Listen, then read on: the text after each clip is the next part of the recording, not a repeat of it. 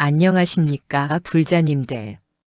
오늘도 부처님의 자비로운 가르침을 함께 나누고자 합니다. 혹시 이런 고민을 해보신 적이 있으십니까?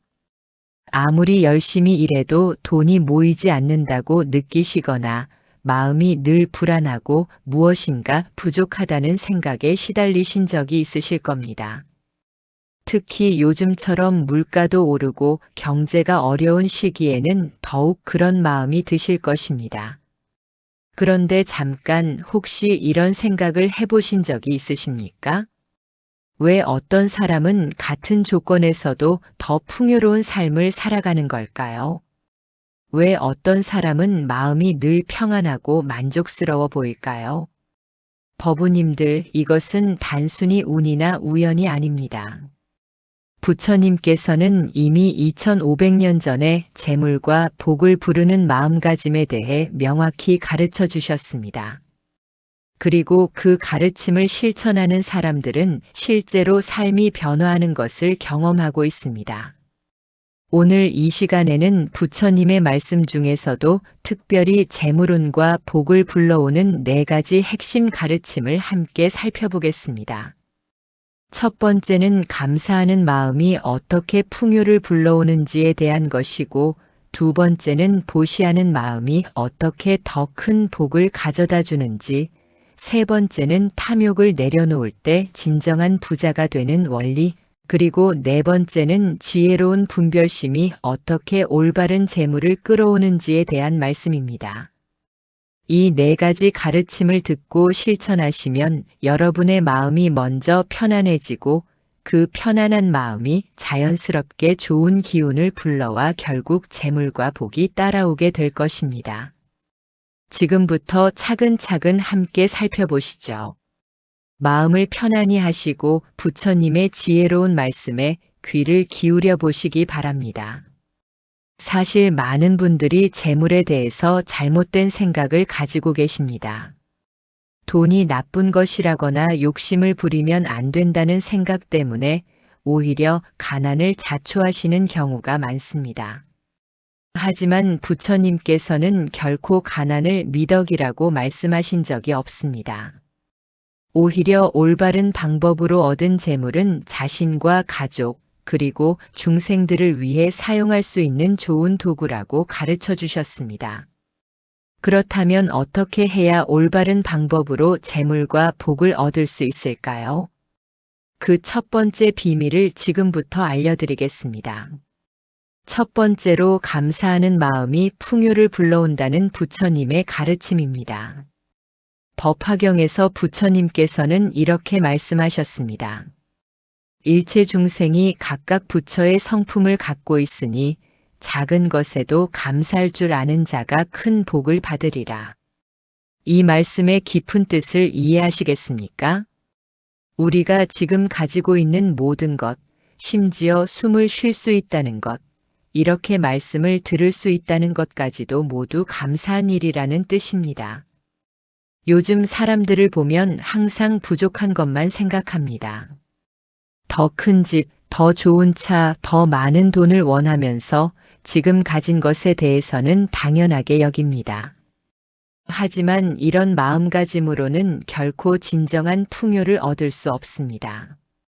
예를 들어 이런 경우를 생각해 보십시오. 두 사람이 똑같이 월 300만 원의 소득이 있다고 합시다. 한 사람은 겨우 300만 원밖에 안 돼서 살기 힘들다고 늘 불평합니다. 다른 한 사람은 300만 원이나 되어서 감사하다. 이걸로 가족과 함께 행복하게 살 수 있다고 생각합니다. 어떤 사람이 더 풍요로운 삶을 살게 될까요? 당연히 감사하는 마음을 가진 사람입니다. 감사하는 마음을 가진 사람은 마음이 편안하고 마음이 편안하면 좋은 아이디어도 떠오르고 좋은 사람들도 만나게 되고 결국 더 많은 기회를 얻게 됩니다. 실제로 조계종의 한 큰 스님께서 이런 이야기를 들려주신 적이 있습니다. 한 신도분이 사업이 잘 안 된다고 찾아왔는데 그분에게 매일 아침 일어나자마자 감사한 것 10가지를 종이에 적어보라고 하셨답니다. 처음에는 감사할 게 뭐가 있냐고 하시더니 억지로라도 적다 보니 점점 감사할 일들이 보이기 시작했다고 합니다. 그리고 3개월 후에는 사업이 눈에 띄게 좋아졌다는 이야기입니다. 이것이 바로 부처님께서 말씀하신 감사의 힘입니다. 그렇다면 구체적으로 어떻게 감사하는 마음을 키워야 할까요? 가장 간단한 방법은 매일 아침 일어나자마자 합장하고 이렇게 말하는 것입니다. 부처님, 오늘도 무사히 눈을 뜰 수 있게 해주셔서 감사합니다. 건강한 몸과 마음을 주셔서 감사합니다. 가족이 있어서 감사합니다. 아주 작은 것부터 시작하세요. 밥을 먹을 수 있다는 것, 집이 있다는 것, 옷을 입을 수 있다는 것, 이런 기본적인 것들부터 감사해 보세요. 그리고 밤에 잠자리에 들 때도 하루 종일 있었던 일 중에서 감사한 일 3가지를 떠올려 보세요. 아무리 힘든 하루였어도 반드시 감사한 일이 있을 것입니다. 버스가 제 시간에 와서 늦지 않았다든지, 점심이 맛있었다든지, 누군가 친절하게 인사를 해주었다든지 하는 작은 일들도 충분합니다. 이렇게 하루하루 감사하는 마음을 키워가면 신기하게도 감사할 일들이 점점 더 많이 생기기 시작합니다. 이것이 바로 부처님께서 말씀하신 마음이 현실을 만든다는 원리입니다. 특히 돈에 대해서도 감사하는 마음을 가져보세요. 지금 가진 돈이 적다고 불평하지 마시고 이 돈이라도 있어서 감사하다고 생각해 보세요. 그러면 그 돈을 더 소중히 여기게 되고 더 지혜롭게 사용하게 되며 결국 돈을 관리하는 능력도 늘어나게 됩니다. 법우님들 지금 당장 실천해 보시기 바랍니다. 이 말씀을 듣고 계시는 지금 이 순간에도 감사할 일이 얼마나 많은지 생각해 보세요. 이렇게 좋은 가르침을 들을 수 있다는 것, 여유롭게 앉아서 듣고 있다는 것, 이 모든 것이 감사한 일 아닙니까?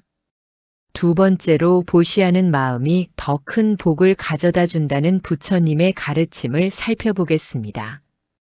대승기실론에서는 이렇게 기록되어 있습니다. 보시는 복전을 심는 일이니 심은 만큼 거두게 되리라. 적게 심으면 적게 거두고 많이 심으면 많이 거두느니라. 이 말씀을 들으면 많은 분들이 이런 의문을 가지실 것입니다. 그럼 돈이 없는 사람은 어떻게 보시를 하라는 말인가? 하지만 부처님께서 말씀하신 보시는 단순히 돈을 주는 것만이 아닙니다. 보시에는 재물을 주는 제시, 지혜를 나누는 법시, 그리고 두려움을 없애주는 무예시가 있습니다. 재물이 많지 않으시더라도 얼마든지 보시를 실천할 수 있습니다. 예를 들어 길에서 누군가가 길을 묻거든 친절하게 알려주는 것, 이것도 훌륭한 보시입니다. 힘든 일을 하는 사람을 보면 격려의 말 한마디 해주는 것, 이것도 보시입니다. 지하철에서 임산부나 노인분께 자리를 양보하는 것, 이것도 보시입니다. 그런데 왜 보시를 하면 복이 돌아올까요? 선종의 6조 해능 대사께서는 이렇게 말씀하셨습니다. 마음을 비우고 남을 위할 때 우주의 큰 기운이 그 사람에게 흘러든다. 이 말씀의 뜻은 무엇일까요? 보시를 할 때 우리는 자기 중심적인 마음에서 벗어나게 됩니다. 그러면 마음이 넓어지고 넓어진 마음은 더 많은 것을 받아들일 수 있는 그릇이 됩니다. 실제로 이런 경험을 해보신 분들이 계실 것입니다. 어려운 사람을 도와주고 나면 왠지 모르게 마음이 뿌듯하고 좋은 일이 생기는 것 같은 느낌을 받으셨을 겁니다.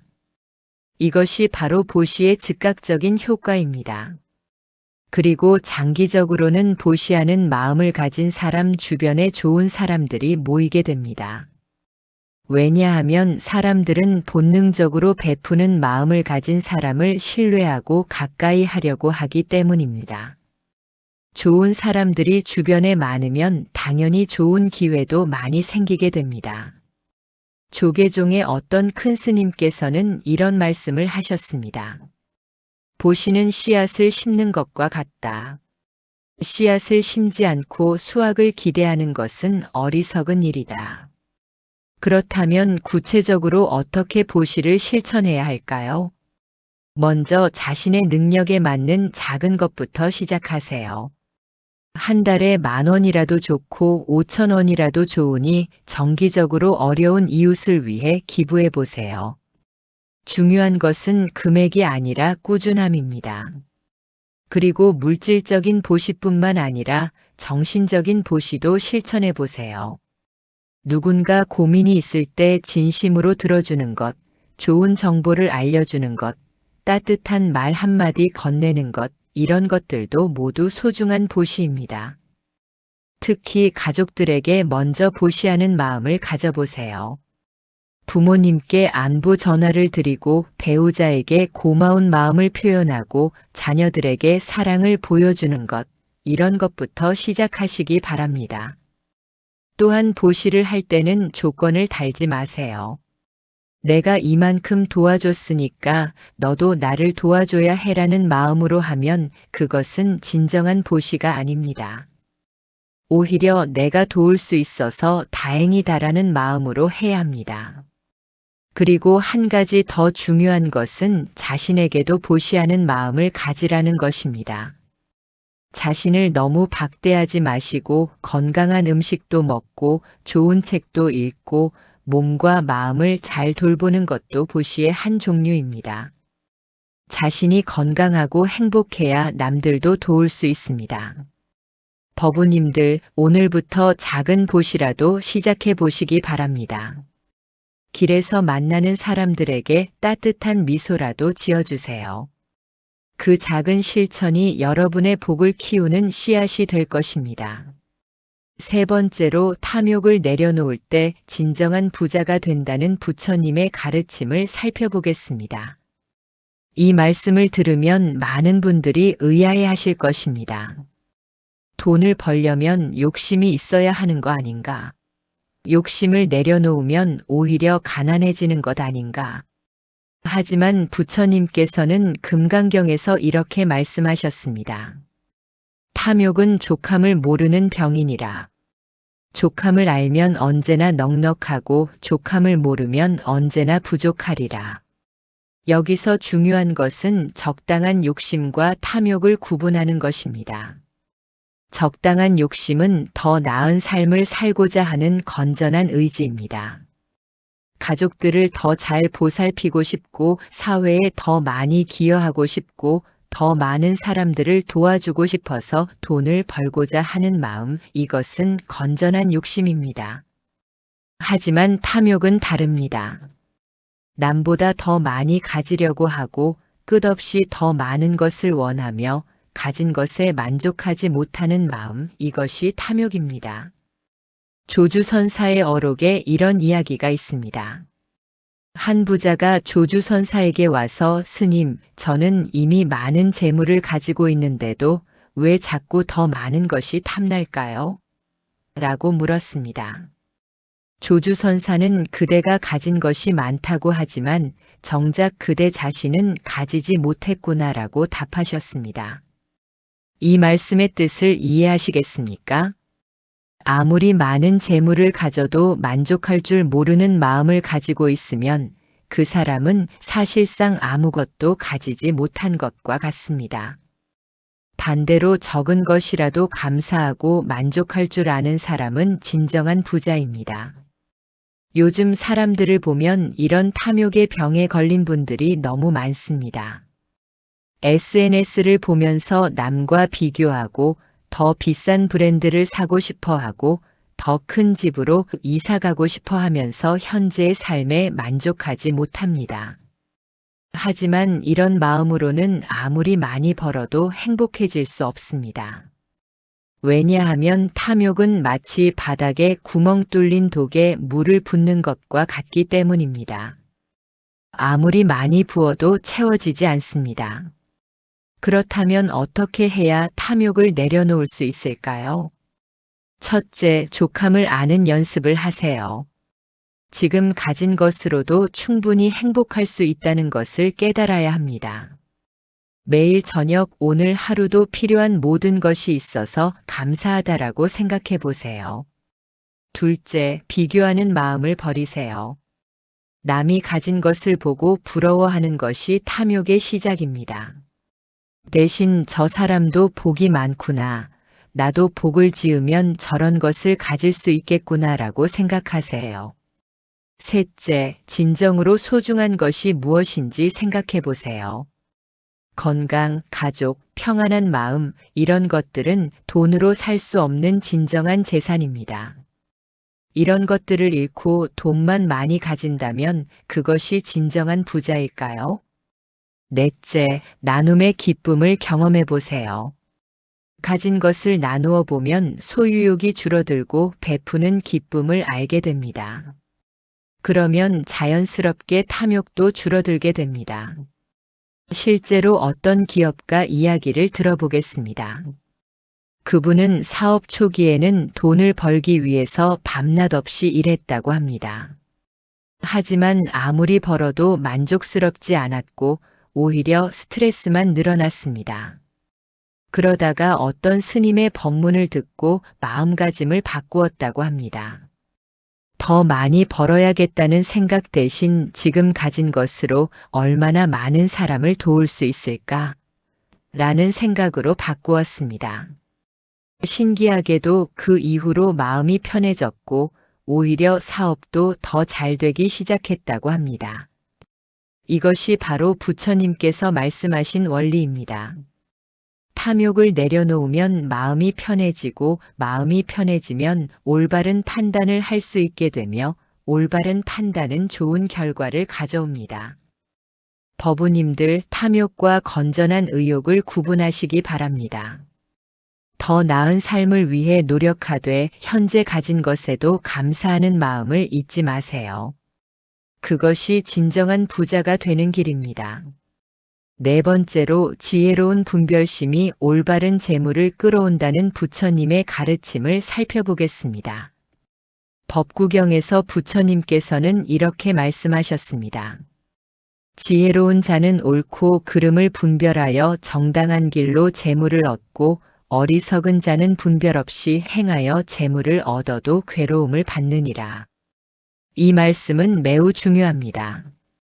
단순히 돈을 많이 버는 것이 목표가 아니라 올바른 방법으로 번 돈이어야 진정한 복이 된다는 뜻입니다. 요즘 세상을 보면 돈을 벌기 위해서라면 무엇이든 하는 사람들이 많습니다. 남을 속이거나 해를 끼치면서까지 돈을 벌려고 합니다. 하지만 이렇게 번 돈은 결코 오래 가지 못하고 오히려 더 큰 고통을 가져다 줍니다. 반대로 정직하고 성실하게 번 돈은 설령 적더라도 마음이 편안하고 오래도록 복이 됩니다. 그렇다면 지혜로운 분별심이란 무엇일까요? 첫째, 옳고 그름을 판단하는 능력입니다. 이 일을 하는 것이 나와 상대방 모두에게 도움이 되는 일인지 아니면 누군가에게 해를 끼치는 일인지 생각해 보는 것입니다. 둘째, 장기적인 관점에서 생각하는 능력입니다. 당장 눈앞의 이익에만 급급하지 않고 이것이 나중에 어떤 결과를 가져올지 생각해 보는 것입니다. 셋째, 인과응보의 법칙을 이해하는 것입니다. 좋은 일을 하면 좋은 결과가, 나쁜 일을 하면 나쁜 결과가 돌아온다는 것을 믿고 실천하는 것입니다. 원효대사의 일화 중에 이런 이야기가 있습니다. 어떤 상인이 원효대사에게 와서 큰 돈을 벌 수 있는 기회가 있는데 조금 속임수를 써야 합니다. 어떻게 해야 할까요? 라고 물었습니다. 원효대사는 그 돈을 벌어서 무엇을 할 것인가? 라고 되물으셨습니다. 상인이 가족을 잘 먹여 살리고 부모님을 모시려고 합니다. 라고 답하자 원효대사는 속임수로 번 돈으로 가족을 먹인다면 그것이 진정 가족을 사랑하는 일인가? 라고 하셨습니다. 이 말씀을 들은 상인은 깊이 생각해보고 결국 그 기회를 포기했습니다. 그리고 정직하게 장사를 해서 비록 큰 돈은 벌지 못했지만 마음 편히 가족과 함께 살았다고 합니다. 이것이 바로 지혜로운 분별심입니다. 그렇다면 구체적으로 어떻게 지혜로운 분별심을 기를 수 있을까요? 첫째, 매일 성찰하는 시간을 가지세요. 오늘 하루 내가 한 일들이 올바른 일이었는지, 누군가에게 해를 끼치지는 않았는지 돌아보는 시간을 가지세요. 둘째, 좋은 책을 읽고 좋은 사람들과 교제하세요. 지혜는 혼자 생기는 것이 아니라 좋은 가르침과 좋은 인연을 통해 쌓이는 것입니다. 셋째, 급하게 결정하지 마세요. 중요한 결정을 내릴 때는 하루나 이틀 시간을 두고 곰곰 생각해 보세요. 부처님께 기도하고 지혜를 구해 보세요. 넷째, 작은 일부터 정직하게 하세요. 큰 일에서 정직하려면 작은 일부터 정직해야 합니다. 거스름 돈을 잘못 받았을 때 돌려주기, 약속 시간 지키기, 작은 거짓말 하지 않기 등 일상의 작은 일부터 실천하세요. 다섯째, 욕심을 조절하는 연습을 하세요. 너무 큰 욕심을 부리면 판단력이 흐려집니다. 적당한 만족을 아는 것이 지혜로운 분별심을 기르는 기초입니다. 실제로 이런 사례가 있습니다. 어떤 회사 사장님이 계약을 따내기 위해 뇌물을 줄 것을 제안받았습니다. 그 계약을 따내면 회사가 크게 성장할 수 있었지만 그분은 고민 끝에 뇌물을 거절했습니다. 당시에는 손해인 것 같았지만 나중에 그 회사가 비리로 문제가 되면서 오히려 깨끗한 회사라는 평판을 얻게 되었고 결국 더 큰 성공을 이룰 수 있었다고 합니다. 이것이 바로 지혜로운 분별심이 가져다주는 복입니다. 또한 개인적인 투자나 사업을 할 때도 지혜로운 분별심이 필요합니다. 너무 큰 수익을 약속하는 투자는 의심해 봐야 하고 남에게 피해를 주는 사업은 아무리 돈이 된다고 해도 피해야 합니다. 부처님께서는 선업과 악업에 대해서도 분명히 말씀해 주셨습니다. 좋은 일을 하면 좋은 결과가 돌아오고 나쁜 일을 하면 나쁜 결과가 돌아옵니다. 이것은 믿거나 말거나의 문제가 아니라 우주의 법칙입니다. 따라서 돈을 벌 때도 이 법칙에 따라야 합니다. 남에게 도움이 되는 일로 돈을 벌면 그 돈은 복이 되어 더 큰 복을 불러오고 남에게 해가 되는 일로 돈을 벌면 그 돈은 화가 되어 결국 더 큰 손해를 가져옵니다. 법우님들 눈앞의 작은 이익에 현혹되지 마시고 항상 큰 그림을 보고 판단하시기 바랍니다. 정직하고 성실한 것이 때로는 손해인 것 같아도 결국에는 가장 확실한 이익이 됩니다. 지금까지 부처님께서 가르쳐 주신 재물과 복을 부르는 4가지 방법에 대해 말씀드렸습니다. 다시 한번 정리해드리면 첫 번째는 감사하는 마음으로 풍요를 불러오는 것이고 두 번째는 보시하는 마음으로 더 큰 복을 받는 것이며 세 번째는 탐욕을 내려놓고 진정한 부자가 되는 것이고 네 번째는 지혜로운 분별심으로 올바른 재물을 얻는 것입니다. 이 4가지를 실천하시면 여러분의 마음이 먼저 편안해지고 그 편안한 마음이 자연스럽게 좋은 기운을 불러와서 재물과 복이 따라올 것입니다. 중요한 것은 이것이 단순한 미신이나 속설이 아니라 2500년 전부터 부처님께서 가르쳐 주신 진리라는 점입니다. 그리고 실제로 이를 실천한 수많은 사람들이 삶의 변화를 경험해 왔습니다. 여러분도 오늘부터 작은 것부터 실천해 보시기 바랍니다.